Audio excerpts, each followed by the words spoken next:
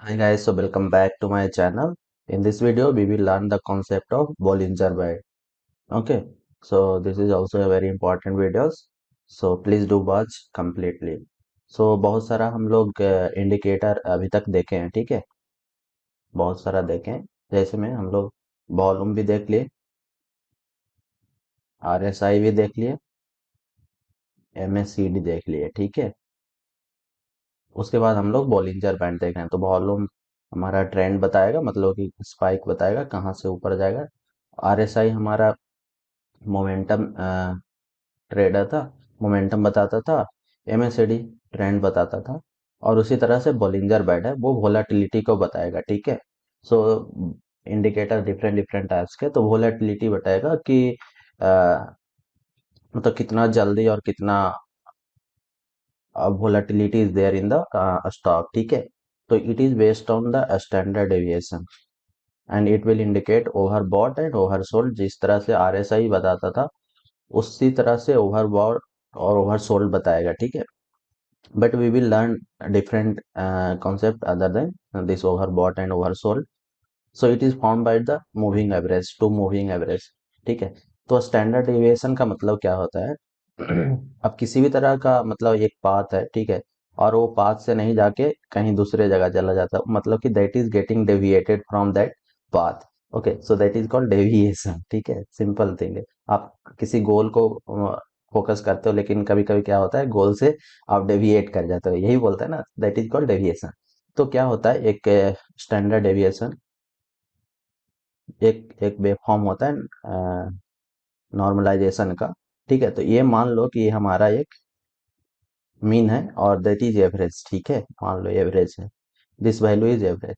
तो अब क्या हुआ कि इस एवरेज से अगर आप +2 इधर ले लो और -2 इधर ले लो, ठीक है, तो आप देखोगे कि ये 95% of the area which is covered in, ये इतने में ही कवर हो जाता है, ठीक है। बाकी ये रिमेनिंग बहुत 5% आते हैं, ठीक है।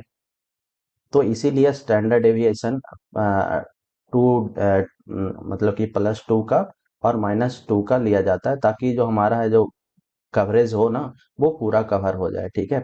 तो हम लोग एग्जांपल से देखेंगे इसमें, and how we can use this Bollinger band to indicate that it is overbought, oversold, how it can be used as a support, okay, how it can be used as a resistance, ठीक है, how we can use it, buy sell, ये सारी चीजें भी हम लोग देख सकते हैं, ठीक है। तो चलते हैं चार्ट पे, एक बार देखते हैं चार्ट। तो ये देखो, बोलिंजर बैंड लाएंगे कैसे। सबसे पहले मैं यहाँ पे क्या कर देता हूँ, हटा देता हूँ। इंडिकेटर में जाना है, ठीक है। इंडिकेटर में जाके आप लिखोगे BOLINGER, ठीक है। तो ये बोलिंजर बैंड का बहुत सारा आ जाएगा, ठीक है। तो आप कोई भी एक ले लेना, मैं अभी के लिए ले लेता हूँ। ओके, देखता हूँ कौन सा, नहीं ये नहीं आना है, ठीक है। ओके, सो बोलिंजर बैंड ये वाला मैंने लिया, ठीक है। Bollinger band plus mid band, ठीक है। अब इसको मैं क्लिक कर देता हूँ, इसको मैं हटा देता हूँ, ठीक है। तो आप इसमें देखोगे कि बहुत सारा कर्व है, उसको एडिट कर देना है, ठीक है। यहाँ से जाओ सेटिंग पे और स्टाइल, इसमें ओके। सो 3 कर्व है। एक जो हमारा है 20 मूविंग एवरेज का है, वहां से +2, मैं दिखा देता हूँ, ये 20 लेंथ है, ठीक है। तो 20 का स्टैंडर्ड होता है, ठीक है। देखो, अब इसमें देखो कि ये जो 20, ये वाला जो है, ये वाला है 20, ये में है, ठीक है। इससे +2, ये ऊपर वाला हो गया, ये वाला लाइन, और -2 डेविएशन, ये वाला लाइन हो गया, ठीक है। तो ये हमारा हो गया बोलिंजर बैंड। अब देखो क्या होता है कि जो स्टॉक ऊपर जाते रहता है, अप ट्रेंड में जाते रहता है, तो बोलिंजर बैंड क्या कहता है कि जब वो ऊपर वाले जोन पे आएगा, तो दैट विल, मतलब कि that stock has become overbought, अब वहां से नीचे आएगा। लेकिन ऐसा नहीं है, बोलिंजर बैंड का कहना है कि यहाँ पे क्रॉस कर गया, मतलब कि ओवरबॉट हो गया, तो यहाँ से नीचे आएगा। लेकिन ऐसा कुछ नहीं है, जैसे मैं दिखा रहा हूँ इसमें।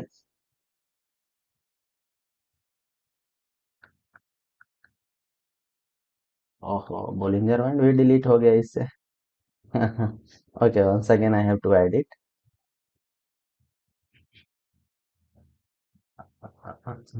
Okay, again I have to add Bollinger band. ठीक है, ठीक है, फिर से सर्च कर लेता हूँ।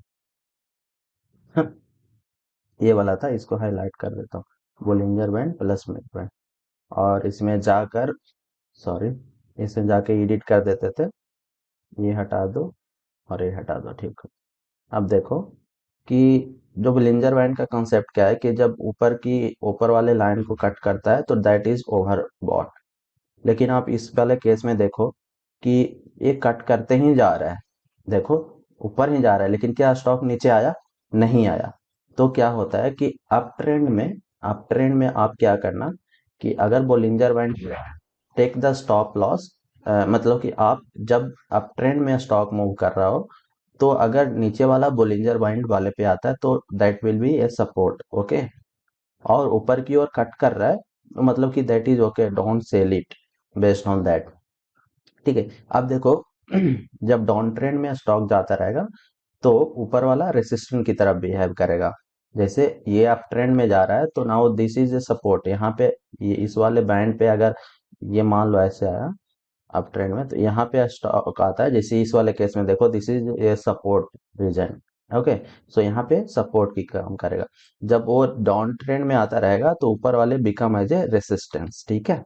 तो इस तरह से बोलिंजर बैंड का यूज करते हैं। और बोलिंजर बैंड का क्या होता है कि जैसे में आप ये देखो, ये डाउन ट्रेंड में आ रहा था, ठीक है, ये तो देखो एवरी टाइम इससे ऊपर तो जा ही नहीं रहा है, स्टॉक जा रहा है, नहीं जा रहा है ना।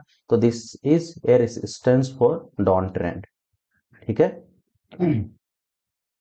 अब देखो क्या है कि बोलिंजर बैंड जब कॉन्ट्रैक्ट हो जाएगा ना, बहुत एकदम कॉम्प्लिकेटेड, मतलब कि बहुत छोटा हो जाएगा, कंप्रेस्ड हो जाएगा, तब समझो कि वहां से स्टॉक का मूवमेंट कुछ अच्छा होने वाला है, ठीक है। आप इसी केस में देख लो, मैं डिलीट कर देता हूँ ये सारा चीज है। ठीक है, इसी केस में देखो, आप ये वाले रीजन में देखो क्या है कि देखो बोलिंजर बैंड का जो रीजन है, दिस हैज कंप्रेस हो गया और इसके बाद देखो स्टॉक का मूवमेंट ऊपर गया है, ठीक है। और बहुत सारे चीजें भी देखना रहता है, एक इंडिकेटर है इसीलिए मैं इसको बता रहा हूँ, volume, candle stick, range breakout, बहुत सारी चीजें दिखते हैं। बट जो इसके केस के लिए जो मैं बता रहा हूँ, ठीक है, कोई और दूसरा स्टॉक ले लेते हैं।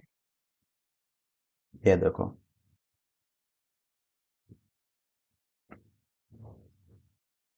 ये देखो, ये बोलिंजर बैंड है। जब यहाँ पे देखो इस रीजन में देखो, इट हैज गॉट कितना छोटा रीजन हो गया, ठीक है।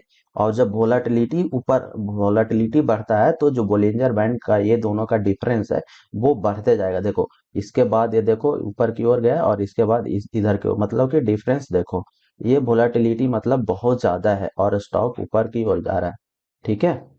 ये तो 20, ये मैं आपको बताया ही था मूविंग एवरेज में, दिस इज सपोर्ट, ठीक है। तो इस तरह से आपको बोलिंजर बैंड को आपको यूज करना है, ठीक है guys. So thank you and thank you for watching this video.